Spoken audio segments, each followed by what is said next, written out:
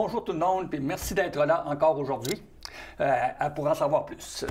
Aujourd'hui, on s'intéresse à la musique, et puis on a pour ça un musicien qui est d'origine beaucevilloise, Hugo Bolduc. Bonjour Hugo. Bonjour. Bonjour. Donc, toi, justement, tu es originaire de Beauceville, tu demeures encore dans la région? Ou...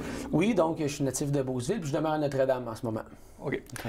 Et puis là, bon, la raison pour laquelle, en particulier, on a pensé t'inviter aujourd'hui, c'est parce que tu as récemment lancé un album. Hein? Oui, exactement. Donc, en avril dernier, j'ai sorti un mini-album de 5 chansons en français, donc des compositions. Puis c'est ça, en fait, 5 chansons, donc je suis bien fier. Puis j'ai pas fait ça tout seul. Là. Non, donc on y reviendra d'ailleurs. Parfait. Et puis, toi, donc, ça fait longtemps que tu fais de la musique? Ou... Faire de la musique, j'ai commencé tout jeune. Le premier instrument auquel je me suis intéressé, moi, c'était la batterie. Fait que assez tôt au primaire, mon frère avait un band, puis le drum, ça m'intéressait, puis j'ai commencé à jouer du drum, donc c'était mon premier instrument. Puis après ça, ma mère, elle avait une guitare classique à la maison. Okay. Puis, tu sais, puis ma mère, d'ailleurs, c'est beaucoup ancré dans la famille, du côté de ma mère, la musique, là, avec mes tantes, puis tout ça. Fait que, tu sais, la musique était déjà assez présente dans le côté familial.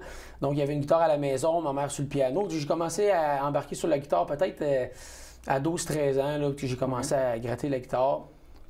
Puis mes parents m'ont offert assez rapidement ma première guitare acoustique vers l'âge de 15-17 ans. Puis après ça, j'ai toujours eu de l'intérêt encore vers le drum, mais principalement la guitare, ça l'a été... Mais jamais de formation musicale en tant que telle? Non, pas de formation musicale, tout autodidacte. Oui, exactement. Force d'en faire, on vient bon. Hein? Oui, ben c'est ça. J'étais assez limité. Je suis pas le gars qui est plus technique sur son instrument, mais j'étais un gratteux de guitare plus qu'un... Je suis pas un virtuose de guitare. Bon, et puis... Au début, tu n'as pas toujours été auteur, compositeur, interprète? Non, effectivement. Tu sais, ça se développe. Hein. Fait que moi, au début, mais assez tôt, je vous dirais que j'ai eu un intérêt à créer des mélodies. Là, même au primaire, là, je me souviens dans mon cours de musique où il fallait comme inventer des mélodies avec mes amis. Je me souviens de 2-3 événements où j'avais déjà cet intérêt-là, puis cette capacité-là, mettons, cette envie-là de créer des mélodies, créer des mini-chansons. Fait que j'ai quelques souvenirs comme ça, je me rappelle que assez tôt j'avais cet intérêt-là. Puis donc quand j'ai commencé à jouer de la guitare, quand tu commences, tu commences à apprendre des accords de base, à apprendre quelques chansons de base. Fait que oui, au début c'était beaucoup des covers, puis essayer d'apprendre des compositions des autres. Puis l'intérêt à vouloir composer de la chanson, je vous dirais que ça a paru un petit peu plus tard, au début de la vingtaine, là, où vraiment, là, c'est ça qui me faisait triper, moi, de composer. Là. Parce qu'un bout de temps, là, je pense que tu as quand même joué dans les bars. Oui. Quoi, une couple d'années? Oui, j'ai en fait pendant environ pendant 2 ans, j'étais chansonnier avec moi puis Paty Veilleux-Poulain. Donc on était 2, on a fait ça pendant. C'est ça, on a fait quelques shows, beaucoup dans le coin, à Saint-Georges, à Beauceville, donc dans les bars de la région, quelques parties privées, des petites corpos. Puis là, tu as laissé tomber ça. Est-ce que tu retires quelque chose de positif de absolument. Oui, c'est sûr. Ça a été super.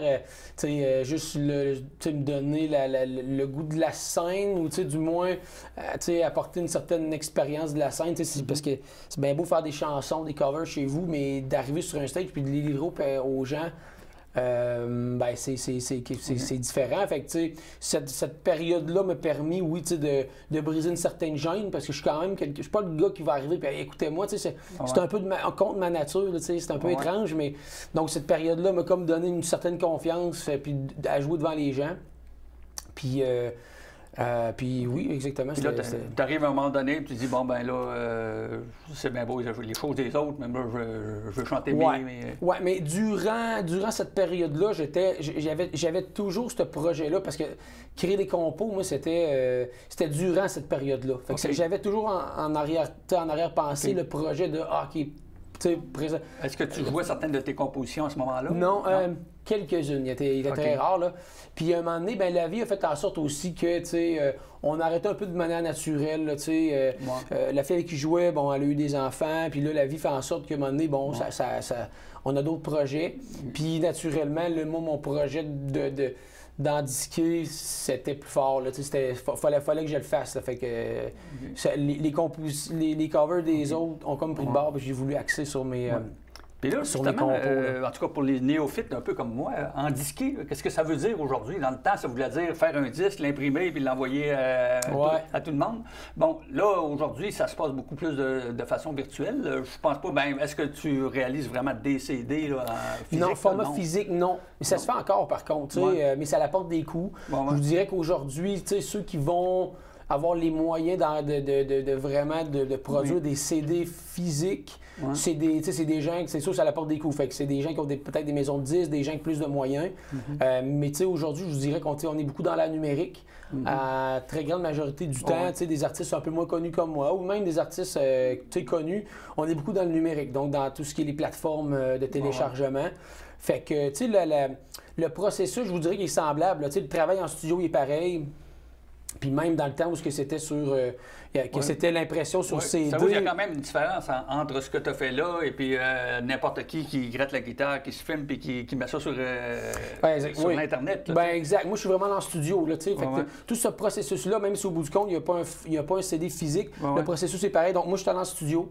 Donc, Puis là, tu as eu des collaborateurs là-dedans. Puis, je peux peut-être qu'on peut embarquer là-dedans. Là, initialement, donc moi, j'avais ce projet-là, comme je vous dis, qui était. Je m'étais. Parce que j'avais la musique, mais les paroles, ça me manquait. Donc, je me suis vraiment concentré sur les paroles peut-être pendant plusieurs mois. Donc, je me suis retrouvé avec 5 chansons complètes.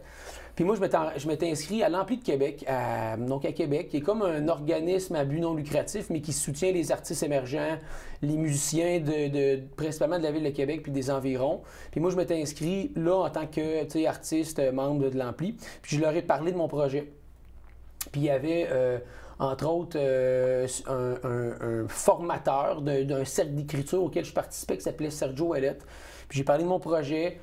Puis il a écouté ce que j'ai fait, puis ça lui a plu beaucoup. Puis lui, donc, il m'a mis en communication avec le réalisateur de l'album, qui était son ami, qui s'appelle Benoît Villeneuve, qui son surnom dans le milieu, c'est Shampoing. Donc, Shampoing, qui est un réalisateur, guitariste, musique, quand même très, très reconnu, pas juste dans la ville de Québec, mais au Québec. Il est guitariste, en fait, il a gagné le disque pour Tire le Coyote, il a participé à l'album de Hubert Lenoir, Kid Kuna, donc il avait quand même une bonne crédibilité. Puis il a accepté, donc il a écouté ce que je faisais, puis il a accepté, il a aimé ça, puis il a accepté donc d'enregistrer mes chansons. Donc d'enregistrer mes 5 chansons, Puis lui, il y a un studio dans le coin de Thetford. Donc on s'est rendu là, puis on a enregistré les 3 principalement, là, moi, Shampoing, Sergio, puis aussi à la batterie, un de ses collaborateurs qui est venu joindre à nous. OK. Et puis là, un coup que c'est fait, tout ça, qu'est-ce que vous faites pour que ça se diffuse? Bon, là, cette partie-là, puis d'ailleurs, c'était une partie que je suis moins, que je m'y connaissais moins, parce que, il y a un côté de production, tu composes tes chansons, mais après ça, il y a toute la partie promotion, puis comment la faire connaître. Ça, c'est pas évident, quand tu es un artiste indépendant ou ce qu'il faut, tu essaies de ramer. Donc, la première chose qui me fait en tête, c'est qu'il faut avoir un diffuseur. Pour que notre chanson soit mise sur Internet, sur les plateformes de distribution numérique, il faut avoir un diffuseur. Au Québec, nous, on a la chance d'avoir un distributeur qui est reconnu qui est reconnu officiellement par Musique Action. Donc, je me suis inscrit auprès d'Amplitude Distribution. Puis donc, l'accès est très facile pour des artistes un peu émergents comme moi. Donc, tu t'inscris, tu deviens membre, tu envoies tes chansons, puis eux, ils prennent tes chansons puis ils s'organisent pour les mettre sur les plateformes de distribution numérique. OK, donc c'est des plateformes connues là, comme iTunes ou... Oui, exactement. Les principaux, Spotify, YouTube, iTunes, Apple Music, tout ça, oui, exactement. Okay. Donc là, c'est ça qui te permet, si on veut, là, de... Oui, exact. C'est pas nous qui devons contacter chacune de ces plateformes-là. C'est vraiment eux qui font tout le travail. OK. Et puis toi, ta musique, tu décrirais ça comment? Dans quel style, on dirait, là, que tu... Je vous dirais que, tu sais, il tout dépendamment des chansons, c'est dur pour moi de cibler un style, mais je vous dirais que ça va dans le pop-rock alternatif, une petite touche de folk, là, fait que j'ai de la misère à cibler un qualificatif, mais je vous dirais, ouais, c'est un son alternatif pop-rock. Et puis les paroles, y a-tu des thèmes là, que tu valorises en particulier? Ça dépend des chansons. Je vous dirais quand je me concentre, quand je m'attaque à une chanson, je me mets comme un état d'esprit au moment où je m'assois, dans la période où j'écris, j'essaye de puiser un peu dans mon feeling du moment, dans ce que je ressens, ce qui se passe quelque chose dans ma vie qui ont plus d'impact sur mes émotions. Fait que je vais vraiment puiser, je vous dirais, sur mes émotions. Puis même, il y a des fois que... Donc, des fois, c'est du vécu, puis il y a même des fois, donc la toune Elixir, qui est comme une chanson un peu, pas prémonitoire, mais qui est comme... c'est une chanson que je m'imaginais chanter à un de mes proches qui allait nous quitter, qui était comme sur ce dernier souffle. Fait que, je viens vraiment comme essayer de puiser qu'est-ce que des fois la chanson a à me dire, parce que cette chanson-là, selon le feeling de ce que la mélodie m'apportait comme émotion, ben je peux divaguer, puis je peux aller puiser à bien des endroits. Donc, je suis vraiment à l'écoute de la mélodie. Parce que moi je mets beaucoup l'accent sur la mélodie, plus que sur les textes, je vous dirais. Est-ce que tu trouves à mettre un texte sur une mélodie ou bien une mélodie sur un texte? À la base, je construis mes mélodies. Puis ensuite, je viens mettre le texte. Puis même la mélodie de la voix, là, fait que moi, je vais construire ma chanson à la guitare acoustique, puis je vais aussi accoler une mélodie de parole, une mélodie de voix, mais je dis n'importe quoi, mais de fil en aiguille, il y a une structure vocale qui s'installe, puis de là, après ça, je vais construire un texte en fonction de la sonorité. Moi, j'accorde beaucoup d'importance à la phonétique, j'aime ça que la bonne syllabe arrive au bon endroit dans la chanson, fait que j'accorde beaucoup d'importance à ça, je vous dirais, là. OK. D'ailleurs, c'est bien beau d'en parler, mais évidemment, pour que les gens aient une idée plus précise, là, on va passer quelques extraits là, à coller un ensemble, puis on va revenir tout de suite après. Je perds mes repères à chaque fois.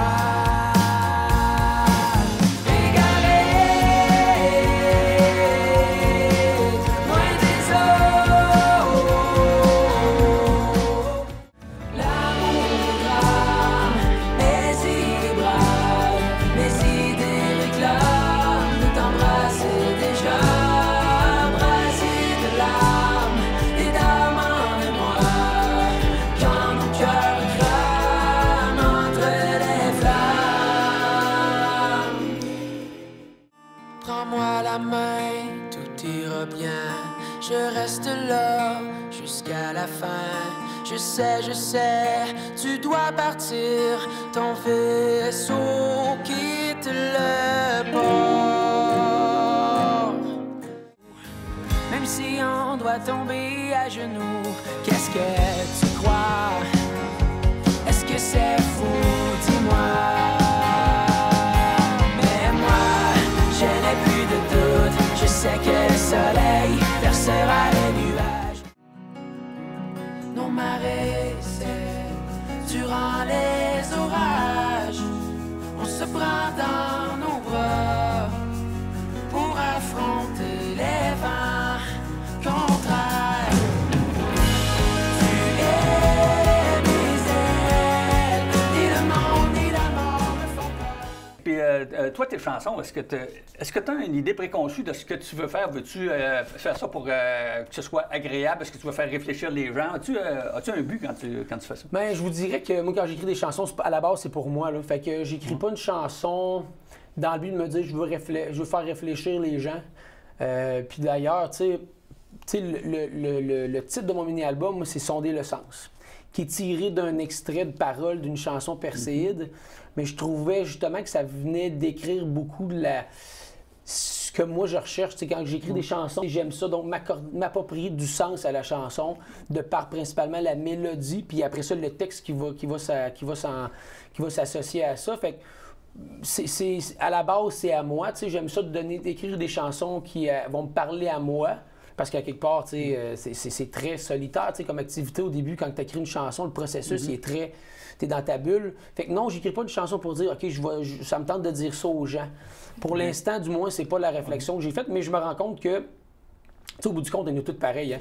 Fait que, tu sais, on a tous un peu les mêmes sentiments. Fait que le fait que, initialement, que je crée une chanson qui est collé à moi, collé à, tu sais, ben je me rends compte qu'au bout du compte, on s'associe toutes à des chansons qui d'autres artistes, même si à la base l'artiste peut l'avoir écrit pour lui, tu sais, fait que... OK. Puis est-ce que ton album, il y a un thème, ou du moins, est-ce qu'il y a quelque chose qui unit les 5 chansons de l'album? Ou...